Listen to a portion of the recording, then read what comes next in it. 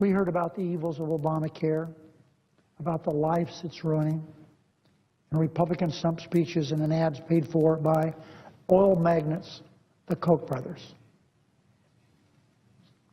But in those tales, turned out to be just that, tales. Stories made up from whole cloth, lies. I got to tell you, this guy is such a piece of work. How he's not taken to task in a greater way than he is by the Republicans, I don't know. Joining us now, ladies and gentlemen, once again, I'm happy to say, is Congressman Mike Kelly, Republican from the great state of Pennsylvania, member of the House Ways and Means Committee. Hello, Congressman. Hey, Steve, great to be on with you, and always great to be on Newsmax. Well, appreciate that. Thank you very much. You're welcome. It's always great to have you. But, you know, here's the same guy who, you know, in the face of all these horror stories, says what he said, and he's the same guy who you well know, when the House passed during the budget shutdown, the piecemeal legislation that would have, one of them would have kept the veterans benefits going, one of them would have kept the parks open and the monuments open, and another one would have funded the NIH for kids with cancer. And when he was asked about not bringing that one specifically up, he didn't bring any of them up, for a vote, he said, you know, what do I care about a kid with cancer? I have people who are late, you know, in my home state that are on furlough now. How does he get away with this? You know what? It's hard to understand. When you hear Mr. Reid talk, it is so bizarre sometimes. You sit back and say, this guy can't possibly be saying this. And then he comes back and he says the same thing with even greater emphasis on it. So you scratch your head and you say, I don't get it. I just don't get it. And this guy, for some reason, leader over there, come on. I mean, is that the best we can do? So you look at it, and I got to tell you, Steve, a lot of the things he said last week were so greatly offensive. Back in my home district, people come and say, so is this guy calling me a liar? And I'm talking about waitresses. I'm talking about people that are checkout girls in grocery stores. I'm talking about a guy who has a chain of fast food restaurants that's talked about how it's destroyed the relationship between he and his associates. And he said, this guy thinks that's a lie? Well, he needs to come to Erie, Pennsylvania with me. He needs to come to Sharon, Pennsylvania with me. He needs to come to Butler, Pennsylvania with me and face these people and say, your story is completely fabricated.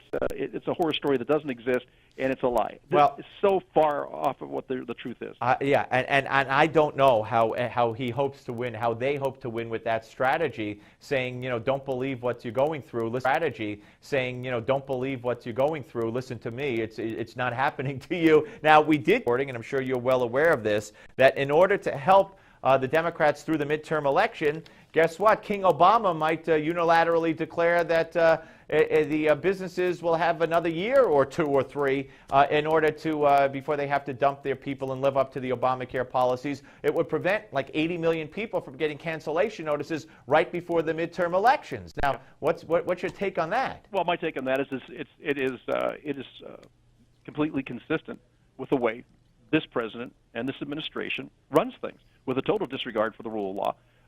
If you don't like it, spit it out. You don't have to eat that again, at least not for right now. We'll get back to you after the election. For right now, we'll get back to you after the election. I think the thing that's more disturbing about it than anything else, and I mean this sincerely, the American public, still, as they should be outraged that this is taking place right now. There should be a cry coming from the American people, from our citizens, stop this, stop it. I mean, you know, we've gone through this now too many times for it to be a mistake or to be a miscalculation. This is a tactic. This is a strategy that is highly strategized, and it's about elections. It's not about the direction the country's going in. It's about an election. And these are people that would sacrifice everything just to get or to keep some power in the House or the Senate and our presidency. So I think it's to me, as an American citizen, to me it's unforgivable. And it's something that you just can't tolerate, and yet we don't see the outcry the way I think there should be. Just a tremendous outrage from the American people. We could keep doing our job. We'll keep exposing. We'll keep investigating. But at the end of the day, we turn this stuff over to the Department of Justice, and they say, you know, we don't have time to look at it right now. In fact, our boss will have to let us know when we can look at it. And by the way, who's your boss? Well, it's Eric Holder. Okay. Isn't he being held in contempt by you? He's been held in contempt. I mean, you know, he's been subpoenaed and refused to show up. But you know what, Steve? How about you and I? We get a subpoena and we say, you know what? Don't have time to come by. I'm not going to do it. I mean, can you imagine being able to do that? And if this is a country of laws and that nobody's above the law, how come the chief law enforcement officer in the United States thumbs his nose at the rule of law. That's unforgivable. Okay, well, Congressman, you also were instrumental. You made a very impassioned speech on the floor of the House talking about the H.R. 3865, the Stop the Targeting of Political Beliefs by the IRS Act of 2014, that we have to have such a bill, and that there's not more of an outrage. Look, people like you and me and people who have been victimized, we're all ticked off that this could happen in America, whether it's happening to leftist groups or groups on the conservative side.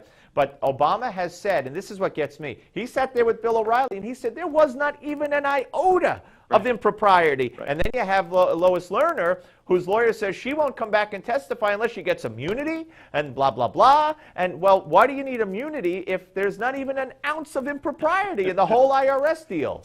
Steve, not an ounce, not a smidget. Not a smidget. Now, yeah.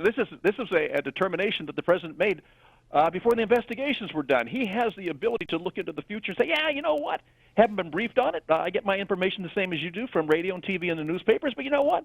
There's nothing here. I mean, move on, folks. Nothing to see here. Listen, that First Amendment, and it's only 45 words. You look at that and you go, my goodness, how were they able to condense down in one paragraph, 45 words, the things that really are enshrined and protect Americans' liberties and rights going forward and freedom? I mean, you just look at that and you say, my gosh, it had to be the hand of God involved in this, because no human being could have crafted that the way it was crafted, to be so specific and so explicit, and just say, okay, I get it. And then when you look what's going on, you say, I get it.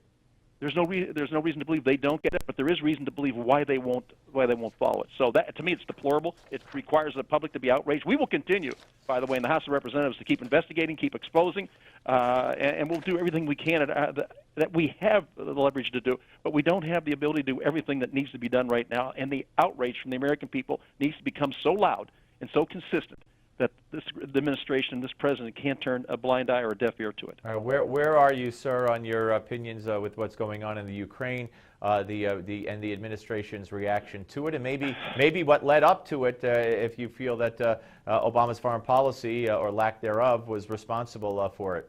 Well, I think most people that follow these things, you would look at our foreign policy and say there really isn't one. Having the ability to have traveled to that part of the world and talk to those people who rely, by the way, on Russia to supply them with some sources that they need, mainly energy, and that's their big pull. Sanctions are fine as long as you can replace what you're asking other people not to buy. And so if we talk to our allies and our friends over there, we have to be the leaders on this. We can't be Johnny-come-latelys. We can't be people to jump on towards the end and say, hey, this is what we think. Listen, if you are the most powerful country in the world, and you're not a thug, and you're not a bully, but you're there for your friends when they're in trouble, I liken it to being on the playground where a thug or a bully shows up, and one of your smaller friends says, I can't handle this by myself. But you know what? My buddy will be here with me, and he'll help me get through this. If we can't do those things, if we can't be the lead on this, then where should we be at all? And I think that we lose our standing in the world, and we lose our position as the first responders anytime there's an attack on human rights, anytime there's some kind of a natural disaster, whatever it would be. It's always the U.S. that's there first. It's always America. I think that we've led so poorly, or led from, what's the term, lead from behind? I have no idea what that means, by the way. But you look and see, what has it done for us? It's done absolutely nothing. And I think the timing on this by Putin is one of those things that sticks out and say, okay, they do the Olympics. They look at these people that pulled off this great task. They do the Olympics, and all of a sudden, bam, he turns around and Ukraine's going to say, this is important to us. They fired a missile today. They're testing an intercontinental ballistic missile. Yep. If we can't see the writing on the wall, if we can't look at game films from the past and say, I've studied these guys, I know what they're doing, and in that part of the world, kindness is interpreted as weakness. We don't need to be bullies, but we need to be there, and we need to reassure our friends and our allies, look, you don't have to rely on these guys. We're here. We'll supplement it, and we can do it at a cheaper price, Congressman, well, we need to reset the reset, as they say. By the way, I don't know what dollars to donuts means either, so we're even on not knowing what something means. Hey, thank you, Congressman. Always a pleasure, sir. Thank you very much. Thanks so much. Congressman Mike Kelly from Pennsylvania, folks. We're coming back. Final segment of this hour on the Steve Malzberg Show on Newsmax Television. The Steve Malzberg Show.